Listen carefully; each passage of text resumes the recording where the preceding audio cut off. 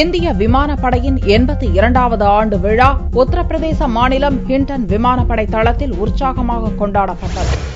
இந்திய விமானப்படையின் 82வது ஆண்டு விழா பார்வையாளர்களை வியப்பில் ஆழ்த்தும் வண்ணம் வண்ணமயமாகவும் பிரம்மாண்டமாகவும் கொண்டாடப்பட்டது. உத்தரப்பிரதேச மாநிலம் காசியாபாத் மாவட்டத்தில் உள்ள ஹிண்டன் விமானப்படை தளத்தில் நடந்த விழாவில் இந்திய விமானப்படையின் பராக்கிரமத்தை பறைசாற்றும் வகையில் அதிநவீன விமானங்கள் மற்றும் ஹெலிகாப்டர்கள் அணிவகுத்தன. வானில் வண்ணமயமாக பிரமிப்பூட்டும் சாகச காட்சிகளும் அணிவகுப்பும் நடந்தன.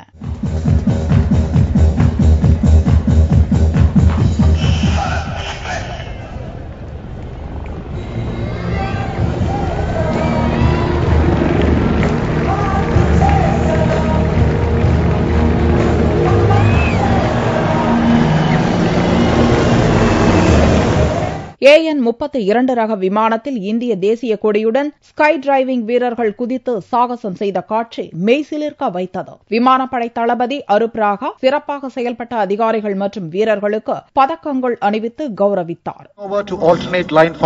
Meanwhile, leading air craftsman K.S. Negi is performing solo advanced drill, which is a combination of agility, flexibility and strength.